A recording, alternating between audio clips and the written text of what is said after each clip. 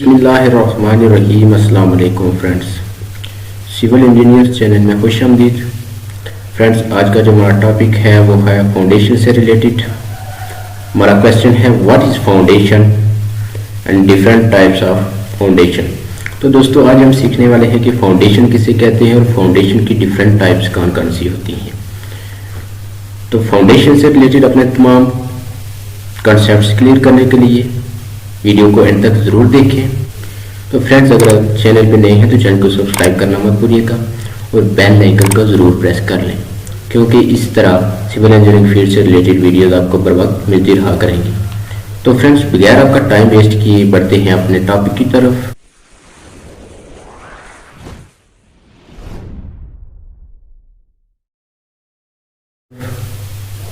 तो हमारा टॉपिक है friends, what is foundation. Foundation किसे कहते हैं? तो फाउंडेशन हमारे किसी भी स्ट्रक्चर का ज़ेर ज़मीन ऐसा हिस्सा होता है फ्रेंड्स, जो हमारे पूरे स्ट्रक्चर का लोड कलेक्ट करके इसको सेफली ज़मीन के ऊपर ट्रांसफ़र कर देता है। रिपीट कर देता हूँ कि फाउंडेशन हमारे किसी भी स्ट्रक्चर का ज़ेर ज़मीन ऐसा हिस्सा होता है जो हमारे पूरे स्ट्रक्चर का लोड कलेक्ट करके इसको सेफली डायरेक्टली ज़मीन के ऊपर ट्रांसफ़र कर देता है। तो फॉर एग्जाम्पल, हम एक बिल्डिंग की एग्जाम्पल ले लेते हैं कि हम बिल्डिंग को जब तमीर करते हैं, उसकी एक्सकेवेशन के बाद सबसे पहले हम उसकी फाउंडेशन तैयार करते हैं। तो अगर हमारी फाउंडेशन ही वीक होगी फ्रेंड्स किसी भी स्ट्रक्चर की, तो हमारा पूरा स्ट्रक्चर फेल हो जाएगा। तो इसलिए फाउंडेशन किसी भी स्ट्रक्चर के लिए मोस्ट इम्पॉर्टेंट पार्ट है। तो फ्रेंड्स, हमारी बिल्डिंग जो होती है वो अपने फॉर एग्जाम्पल स्लैब का लोड जो होता है, और स्लैब के ऊपर जो हमारी for example multi storey building है, तो उसके ऊपर जो डिफरेंट स्टोरेज होती हैं उनका लोड इस तरह स्टेप बाय स्टेप हमारी बीम्स के थ्रू फिर हमारे कॉलमों में ट्रांसफ़र होता है, और इस तरह स्टेप बाय स्टेप एंड पे हमारी फाउंडेशन उस सारे लोड को कलेक्ट करती है, और जो हमारी फाउंडेशन होती है वो डायरेक्टली ज़मीन के ऊपर ट्रांसफ़र कर देती है। तो फ्रेंड्स, हमारी जो फाउंडेशन होती है उनकी टाइप्स कौन कौन सी होती है फ्रेंड्स? तो हमारी बेसिकली फाउंडेशन की 2 टाइप्स होती हैं। वो 2 टाइप्स कौन कौन सी हैं friends? First one is shallow foundation and the second one is deep foundation. तो फ्रेंड्स, शैलो फाउंडेशन कौन सी होती है और डीप फाउंडेशन कौन सी होती है, इनमें हम डिफरेंस देखते हैं। तो शैलो फाउंडेशन फ्रेंड्स ऐसी फाउंडेशन होती है जिसकी विड्थ उसकी डेप्थ से ज़्यादा हो। जिस भी फाउंडेशन की विड्थ, जिस भी फाउंडेशन की चौड़ाई उसकी गहराई से ज़्यादा होती है, उसको हम कहते हैं शैलो फाउंडेशन, मतलब कि कम गहरी बुनियाद। तो डीप फाउंडेशन फ्रेंड्स ऐसी फाउंडेशन होती है जिसकी डेप्थ उसकी विड्थ से ज़्यादा हो, मतलब कि जिस भी फाउंडेशन की गहराई उसकी चौड़ाई से ज़्यादा होगी वो होगी डीप फाउंडेशन। तो फ्रेंड्स, शैलो फाउंडेशन और डीप फाउंडेशन की भी आगे डिफरेंट टाइप्स हैं, उनको हम देख लेते हैं। फर्स्ट ऑफ ऑल हम शैलो फाउंडेशन की टाइप्स को देख लेते हैं कि शैलो फाउंडेशन की कौन कौन सी टाइप्स हैं। तो फ्रेंड्स, सबसे पहले शैलो फाउंडेशन की हमारे पास टाइप आ जाती है स्प्रेड फुटिंग। तो स्प्रेड फुटिंग कौन सी फुटिंग्स होती हैं उनको हम देख लेते हैं फ्रेंड्स। तो यहाँ पे मैंने ड्रा करके रखी हुई है। फॉर एग्जांपल, ये हमारे पास ये हमारे पास एक कॉलम है, ठीक है, और इसके इर्द गिर्द ये जो हमें बाउंड्री नज़र आ रही है, ये आपको सारी बाउंड्री ये हमारी फुटिंग है, ठीक है फ्रेंड्स। तो हर एक कॉलम के लिए जो अलग अलग हम फुटिंग तैयार करते हैं उसको स्प्रेड फुटिंग कहते हैं। मतलब कि ये हमारे पास डिफरेंट कॉलम है डिफरेंट डिस्टेंस के ऊपर, तो हर एक कॉलम के लिए हमने अलग से फुटिंग तैयार की हुई है, तो इसको हम फ्रेंड्स कहते हैं स्प्रेड फुटिंग, ठीक है फ्रेंड्स। ये शैलो फाउंडेशन की किस्म है। तो नेक्स्ट वन जो हमारे पास शैलो फाउंडेशन की टाइप है वो है कंबाइंड फुटिंग्स। तो कंबाइंड फुटिंग्स कौन सी होती है फ्रेंड्स, यहाँ पे मैं आपको बता देता हूँ। फॉर एग्जाम्पल, ये हमारे पास 2 कॉलम हैं,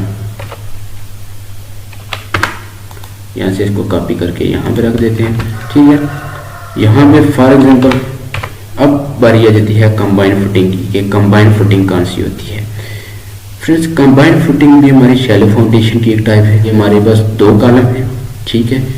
इन 2 कॉलमों के लिए हमने डिफरेंट फुटिंग नहीं बनाई, मतलब कि सेपरेट फुटिंग नहीं बनाई। इन दोनों कॉलमों के लिए हमने एक ही फुटिंग बना दी है, मतलब कि इन दोनों कॉलमों को हमने कंबाइन यूज़ कर लिया एक फुटिंग के अंदर ही, ठीक है। ये हमारी फुटिंग है और इसके ऊपर आ रहे हैं 2 कॉलम, इससे ज़्यादा भी आ सकते हैं, 3 भी आ सकते हैं, ठीक है।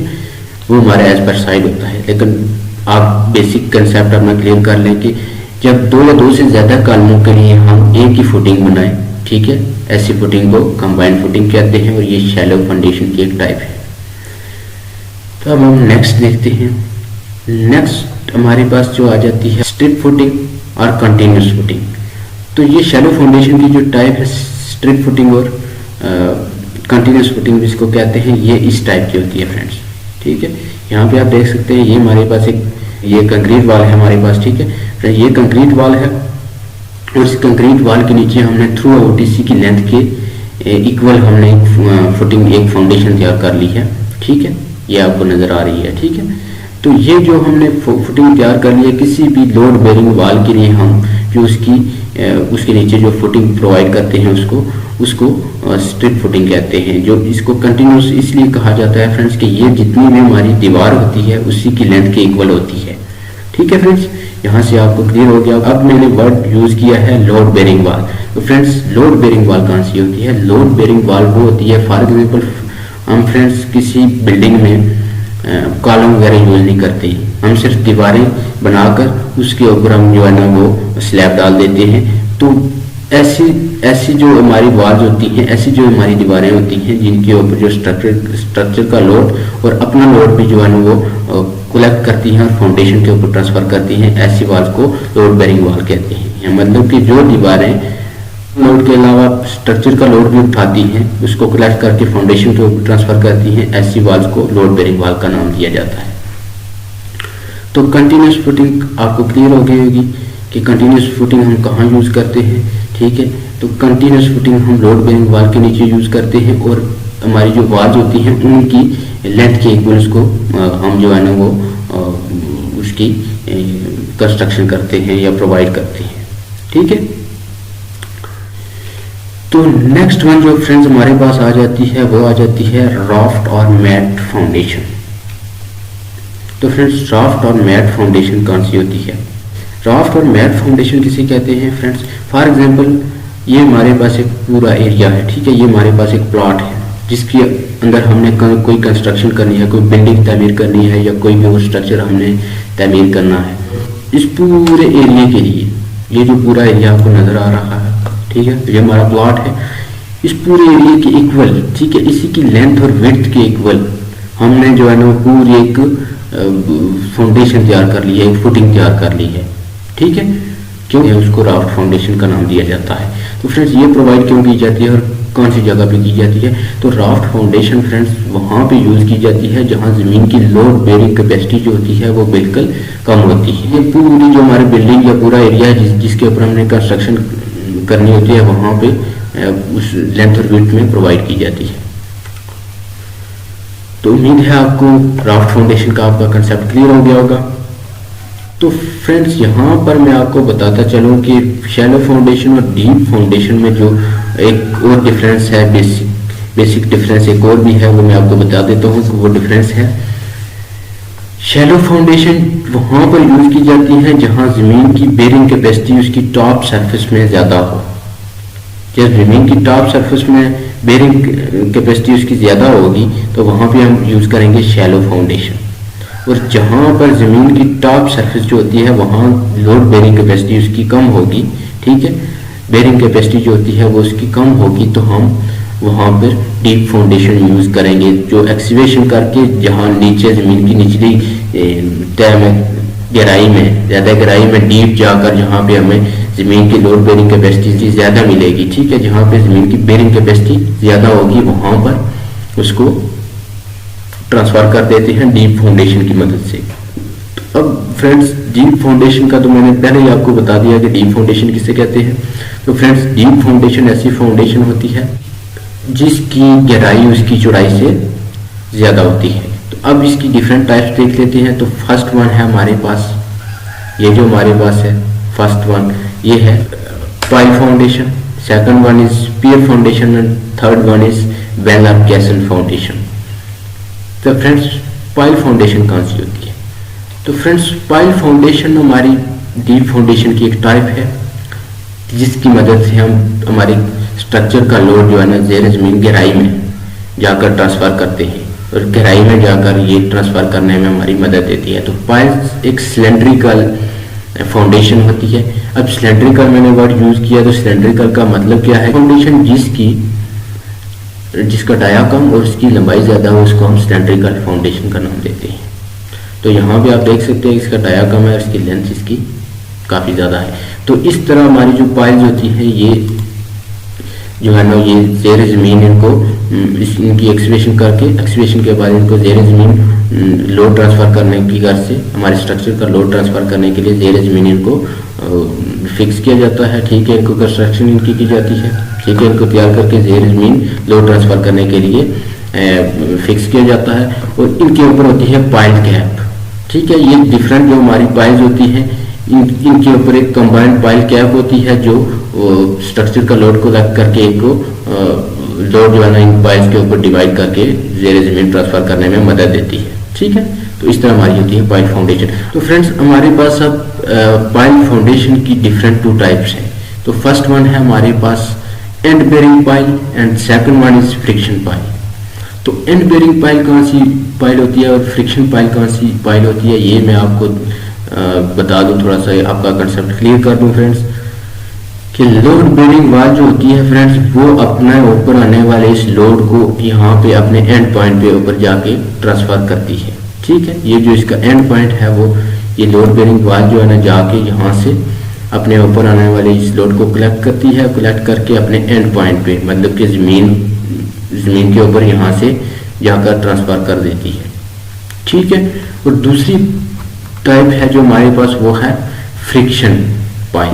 तो फ्रिक्शन पाइल कौन सी होती है फ्रेंड्स? फ्रिक्शन पाइल भी हमारी जो है ना वो पाइल फाउंडेशन की एक टाइप है जो अपने ऊपर आने वाले लोड को कलेक्ट करके यहाँ पर जाकर जो है ना वो एंड पर उसको ट्रांसफर करती है। मगर उसमें खास बात क्या होती है?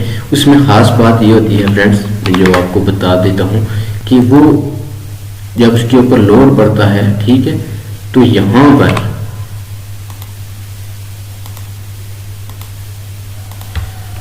जब हमारी फ्रिक्शन पाइल के ऊपर लोड पड़ता है तो लोड वो कलेक्ट करने के बाद यहाँ पे एंड पे ट्रांसफर करती है, मगर उसमें यहाँ साइडों पे एक रगड़ की फोर्स पैदा होती है।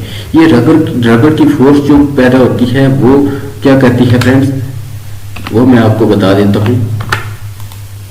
वो जो है वो इस तरह इसकी ऑपोजिट साइड पे जो है वो अमल करती है।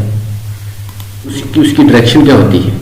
ये फ्रिक्शन फोर्स होती है, उसकी डायरेक्शन होती है ये ऊपर की तरफ, मतलब कि ये रगड़ पैदा करती है। ठीक है, ये रगड़ पैदा करके इसको हमारी जो फ्रिक्शन पाइल है इसको अपनी जगह पर स्टेबल रखती है। तो यहाँ से हमने क्या सीखा फ्रेंड्स, जो हमारी फ्रिक्शन पाइल होती है फ्रेंड्स वो अपना लोड यहाँ पे एंड पे जाकर ट्रांसफर करती है अपने ऊपर आने वाले लोड को कलेक्ट करके, और फ्रिक्शन पाइल में साइडों के ऊपर एक फ्रिक्शन फोर्स पैदा होती है, रगड़ की फोर्स, जिसकी डायरेक्शन अपोजिट साइड पे होती है। तो हमारी पाइल नीचे की तरफ लोड को ट्रांसफर करती है और इसकी साइडों के ऊपर जो है ना फ्रिक्शन जो फोर्स होती है वो ऊपर की तरफ उसकी डायरेक्शन होती है। इस तरह ये दोनों फोर्सेज जो होती हैं अपोजिट साइड पे अमल करके इसको स्टेबल रखती है। ठीक है फ्रेंड्स, तो ये फ्रिक्शन पाइल इस तरह काम करती है।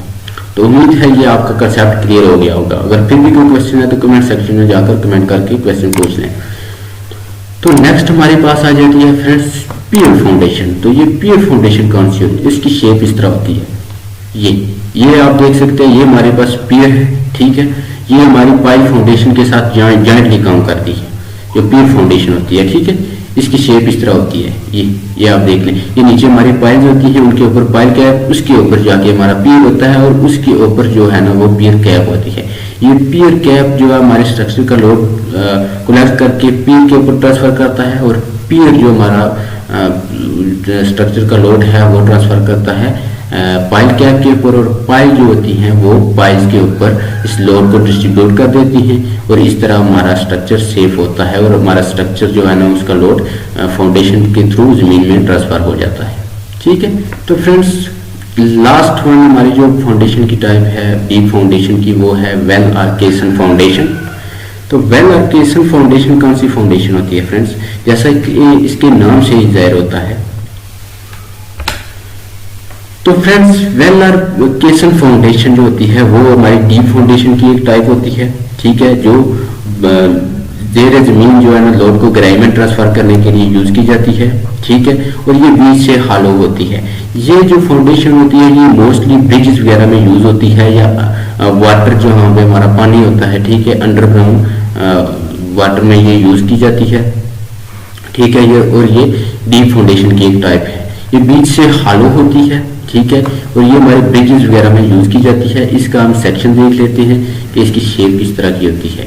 तो इसकी फ्रेंड्स शेप इस तरह की होती है कि इसके ये जो साइड पे हमें नजर, ठीक है, इसको पीर का नाम दिया जाता है, ठीक है। इसको आप पीर का नाम दे देते हैं। उसके ऊपर आरसीसी स्लैब होती है, ठीक है, वेल स्लैब भी इसको कहते हैं, ठीक है, ठीक है। ये वेल स्लैब होती है और ये इसका टॉप प्लाज होता है, ठीक है। ये सीमेंट कंक्रीट का तैयार होता है और ये इसका इंटरनल और एक्सटर्नल डायमीटर शो किया गया है। ये साइड पे इसके ऊपर स्टेनिंग आ जाती है। स्टेनिंग के बाद ये सैंड फिलिंग, इसमें मैंने आपको पहले ही बताया था कि ये जो है ना वो बीच से हाल होती है, इसमें सैंड फिलिंग की जाती है। और ये इसकी जो है ना इस तरह एंड से ये बॉटम प्लाज होता है और सीमेंट कंक्रीट से इस तरह तैयार किया, इसका सेक्शन इस तरह होता है, ठीक है फ्रेंड्स। तो ये फ्रेंड्स ये जो हमारी जो केएसएनआर वेल फाउंडेशन है, ये अपने ऊपर स्ट्रक्चर लोड के अलावा एक मेन पॉइंट है जो इसका जो हमारा वाटर होता है, जो पानी का फ्लो होता है, उसके थ्रू भी जो फोर्स पैदा होती है जब ये टकराता है हमारी फाउंडेशन के ऊपर, ठीक है। क्योंकि ये हमारे अक्सर जो है ना ये अंडरग्राउंड वाटर ये फाउंडेशन यूज की जाती है, ठीक है, या ये हमारे पानी वगैरह में यूज की जाती है। तो जब हमारा पानी फ्लो करता है, जब हमारा वाटर फ्लो करता है, तो वो जब इसके साथ टकराता है तो उस वहां पर भी एक फोर्स पैदा होती है, ठीक है, उसको भी ये बर्दाश्त करती है, ठीक है। तो इसकी शेप इस तरह तैयार की जाती है। तो ये हमारी है केएसएनआर वेल फाउंडेशन। उम्मीद है फाउंडेशन से रिलेटेड आपके तमाम कंसेप्ट क्लियर हो गए होंगे। अगर फिर भी आपका कोई क्वेश्चन है तो कमेंट सेक्शन में जाकर कमेंट करके क्वेश्चन पूछ लें। और फ्रेंड्स अगर आप चैनल पे नए हैं तो चैनल को सब्सक्राइब कर लें और बेल आइकन को जरूर प्रेस कर लें, ताकि इस तरह सिविल इंजीनियरिंग फील्ड से रिलेटेड वीडियोस आपको बर वक्त मिलती रहा करें।